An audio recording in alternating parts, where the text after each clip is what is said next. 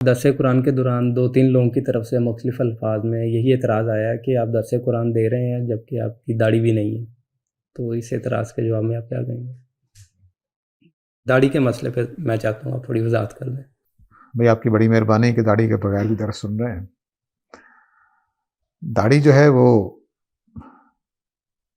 اس سے نہ تقوی پیدا ہوتا ہے، نہ اس تقوی میں کمزوری آتی ہے اگر کسی کی نہ ہو۔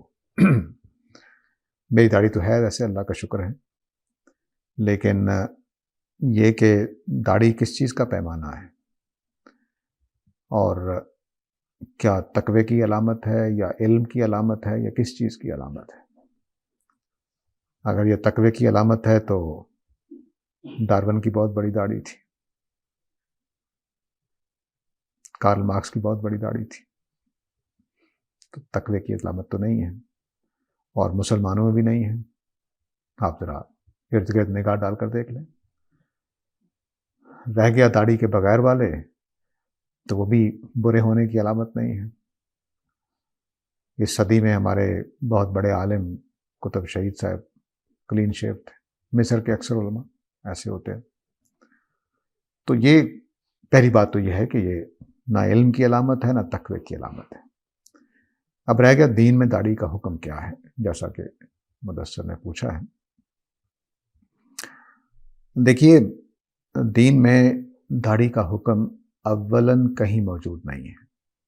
اولاً کا مطلب یہ ہے کہ نبی کریم صلی اللہ علیہ وسلم نے جس طرح نماز کا حکم دیا، جس طرح روزے کا حکم دیا، اس طرح داڑھی کا حکم بھی دیتے، ایسا کوئی حکم موجود نہیں ہے۔ جو آ جا کے نبی کریم صلی اللہ علیہ وسلم سے منسوب باتیں ہیں وہ یہود و نصارہ کی مخالفت میں کہ یہ مونچھیں چھوٹی کرو، داڑھی بڑی کرو، یہود و نصارہ کی مخالفت میں ایسا کرو۔ تو اگر میں سکھوں کے بیچ میں رہتا ہوں تو کیا کروں گا؟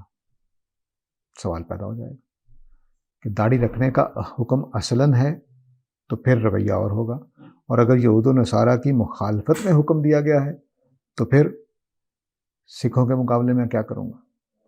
مصر میں ہمارے محلے کے ایک تبلیغی جماعت کے ساتھی تھے، وہ مصر میں تبلیغ کے لیے گئے تو کہتے ہیں کہ میں پاکستانی لباس میں تھے تو سڑک پر کوئی کتابیں دیکھ رہا تھا بیٹھ کر، تو ایک مصری عالم دین آئے، انہوں نے مجھے گھٹنا مار کے پوچھا کہ مسلمان ہوں؟ انہوں نے کہا کہ ہاں۔ تو ان کا داڑھی یہودیوں والی نہ رکھو، انہوں نے بڑی داڑھی رکھی ہوئی تھی جو اوف اللحا والی داڑھی تھی۔ اب مصری علماء کا، اس عالم کا کم از کم جس کا انہوں نے واقعہ مجھے سنایا، وہ تصور یہ تھا کہ یہ یہاں کے یہودی، مصر کے یہودی اس طرح کی بڑی بڑی داڑیاں رکھتے ہیں، تو انہوں نے کہا کہ تم مسلمانوں والی داڑھی رکھو، ٹھیک ہے۔ تو کیا داڑھی یہود و نصارہ کی مخالفت میں ہے یا اصل میں کوئی حکم ہے؟ پورے قرآن میں، معافی چاہتا ہوں، حدیث کے ذخیرے میں کہیں داڑھی کا بنیادی حکم موجود نہیں ہے کہ تم داڑھی رکھا کرو۔ داڑھی رکھنا، اب رہ گیا وہ روایتیں جس میں داڑھی رکھنا سنن فطرت میں بیان کیا گیا ہے، وہ اپنی متن روایت کے اعتبار سے درست نہیں ہے، صحیح نہیں ہے۔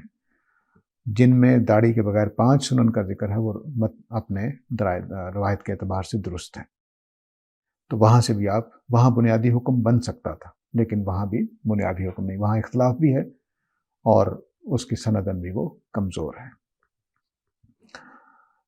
اب جو واقعہ ہے میں پورا وہ سنا دیتا ہوں تاکہ آپ کو واضح ہو جائے کہ اصل یہود و نصارہ کی مخالفت کا مطلب کیا ہے، وہ بھی واضح ہو جانا چاہیے۔ نبی کریم صلی اللہ علیہ وسلم انصار کے بزرگوں کی ایک مجلس میں گئے، انہوں نے بلایا ہوگا یا آپ خود گئے ہوں گے، دعوت دی گئی ہوگی، وہاں آپ تشریف لے گئے تو آپ نے دیکھا کہ سارے کے سارے بزرگوں کی داڑیاں سفید، سر کے بال سفید، سب نے موزے پہنے ہوئے ہیں، سب نے سفید کپڑے پہنے ہوئے ہیں، کسی نے داڑھی کو رنگا بھی نہیں ہے، کپڑوں کو بھی نہیں رنگا ہوا۔ تو آپ نے پوچھا بھی یہ کیا ہے؟ یعنی ایسے جیسے یونیفارم پہنا ہو، 10-12 لوگ جتنے بھی تھے وہ سب نے۔ تو آپ نے پوچھا بھی یہ کیا معاملہ ہے؟ تو انہوں نے کہا جی کہ اہل کتاب یہ کہتے ہیں، یہود یہ کہتے ہیں کہ بالوں کو رنگنا ناجائز،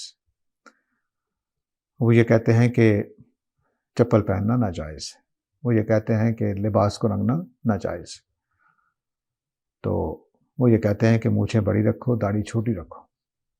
اب یہ انہوں نے چاروں باتیں بیان کی۔ नबी करीम सल्लल्लाहु अलैहि वसल्लम ने चारों बातों का जवाब दिया। वो दाढ़ी वो कपड़ों को रंगते नहीं हैं, तो आपने फरमाया कपड़ों को रंग भी लो और ना भी रंगो, यानी जो यहूद कर रहे हैं वो भी कर लो और जो यहूद नहीं कर रहे वो भी कर लो, और यहूद व नसारा की मुखालफत करो। ये समझ नहीं आती कि यहूद व नसारा की मुखालफत आधी है आधी नहीं है।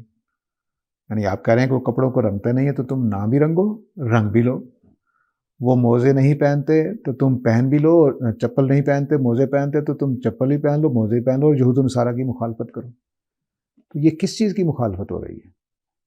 अगर पूरी मुखालफत होती तो ये कहना चाहिए था कि वो मोज़े पहनते तुम सिर्फ चप्पल पहना करो, वो कपड़ों को नहीं रंगते तो तुम रंग लिया करो। असल मुखालफत तो ये थी। लेकिन आप क्या कह रहे हैं, वो जो कर रहे हैं वो भी कर लो और जो वो नहीं कर रहे वो भी कर लो और मुखालफत करो उनकी। मतलब क्या हुआ? मतलब ये हुआ कि वो उसको दीनी हुक्म के तौर पर ले रहे थे।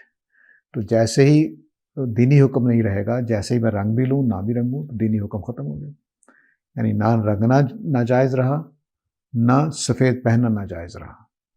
तो आपने उसको इस तरह से कर दिया। अब जो दाढ़ी और मूँछों वाला मामला था, उसमें ये जुमला बोलना मुमकिन नहीं है कि तुम मूँछें छोटी भी कर लो बड़ी भी कर लो, क्योंकि मूँछें वैसे अलग से हमें हुक्म दिया गया है। और तो इसलिए जुमला आपने बोला कि तुम दाढ़ियों को बड़ा कर लो, मूँछें छोटी कर लो, इनकी मुखालफत करो। ये हुक्म है इस पूरे पस मंज़र के अंदर। तो अब मुझे बताइए कि दाढ़ी का क्या हुक्म होगा? फैसला आप खुद कर लीजिए। मैं अपनी बात यहाँ पर छोड़ देता हूँ।